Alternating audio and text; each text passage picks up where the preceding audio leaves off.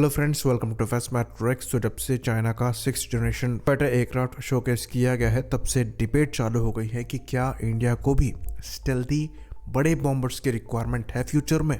और कुछ सजेशन यहाँ पर आ रहे हैं कि जो घातक यूकैव है, इसके एक बड़े बॉम्बर वर्जन पर काम किया जा सकता है जो कि मैंड हो सकता है। तो ये बात हम आपको बता दें कि वर्ल्ड का पहला जो सो कॉल्ड 6th जनरेशन एयरक्राफ्ट है, ये फ्लाई कर रहा है और ऑलमोस्ट अपना डेवलपमेंटल पीरियड ख़त्म करने वाला है। हाँ, आपने सही सुना, लोग B-21 रेडर को भूल जाते हैं कि यूएस द्वारा ये प्लेटफॉर्म पहले ही इंट्रोड्यूस करा दिया गया है और इसके कई प्रोटोटाइप्स जो हैं ये फ्लाई कर रहे हैं। तो ये भी एक बॉम्बर ही है और जो चाइना ने so called 6th generation fighter platform showcase किया है, उसका भी main role air to surface है। तो बेसिकली जितने भी नेक्स्ट जेन प्लेटफॉर्म पर काम किया जा रहा है वो एयर टू सरफेस ऑपरेशंस के लिए मेनली इस्तेमाल किए जाएंगे। तो उसके हिसाब से जो पॉइंट आगे रखा जाता है कि हम घातक यूकैव के एक लॉन्ग रेंज स्टेल्दी बॉम्बर वर्जन पर काम कर सकते हैं जो कि 6th जन हो सकता है, ये लॉजिकल है। पर मुद्दा यहाँ पर जो है वो है रिक्वायरमेंट का। क्या हमें ऐसे बॉम्बर्स की रिक्वायरमेंट है? क्या हमारे मिशन ऑब्जेक्टिव्स हैं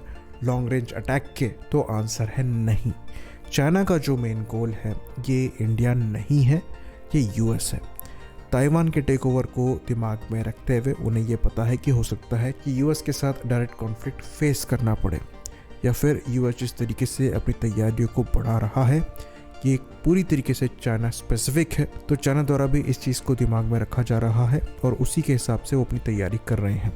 तो अगर यूएस को चाइना अटैक करना चाहता है तो उन्हें लॉन्ग रेंज बॉम्बर्स चाहिए, पर इंडिया के लिए वो रिक्वायरमेंट नहीं है। तो अगर चाइना के अगेंस्ट में इंडिया की स्ट्रेटजी की बात करें तो ये मोस्टली डिफेंसिव है। तो हम यहाँ पर फुल स्केल वॉर चाइना के अगेंस्ट में नहीं प्लान कर रहे हैं और वो करना कहीं से भी समझदारी नहीं होगी। हमें बस ये इंश्योर करना है कि चाइना अगर कल को अटैक करने आता है, स्टेटस को चेंज करने की कोशिश करता है, तो वो उसमें सक्सेसफुल ना हो। और शायद इसीलिए इंडिया द्वारा फिलहाल बॉम्बर्स को रिक्वायरमेंट नहीं बनाया गया है। हाँ, नेवी द्वारा ये चीज़ कभी कभार कंसिडर कर दी जाती है, पर वो एक डिफरेंट रोल के लिए है। वो मेनलैंड चाइना को स्ट्राइक करने के लिए नहीं है, बल्कि इंडिया की मैरीटाइम स्ट्राइक कैपेबिलिटी को इंक्रीज करने के लिए है।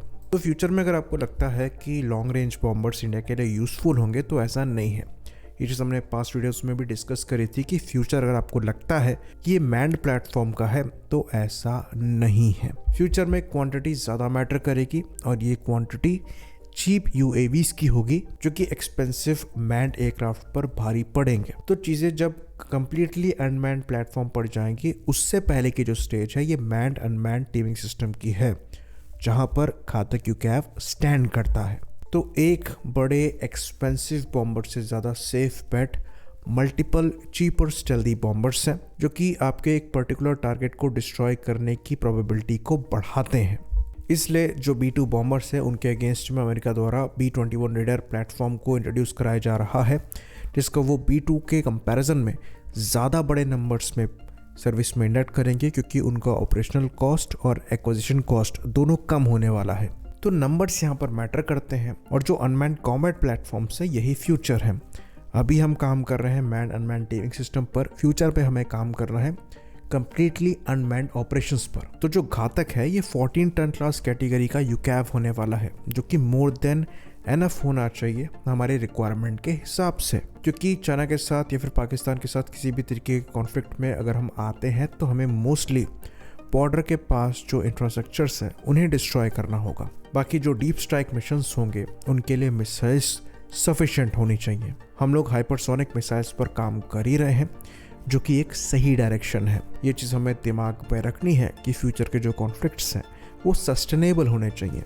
अगर आप एक्सपेंसिव एसेट्स पर पैसा खर्च करेंगे तो उस चीज़ को आप लॉन्ग टर्म घसीट नहीं पाएंगे। और अगर चाइना जैसी कंट्री के साथ इंडिया कभी वॉर पे जाता है तो चीज़ें लॉन्ग टर्म ही घसीटने वाली हैं। तो क्लियरली इंडिया के रिक्वायरमेंट के हिसाब से इंडिया को लॉन्ग रेंज बॉम्बर्स बड़े नंबर्स में तो नहीं ही चाहिए।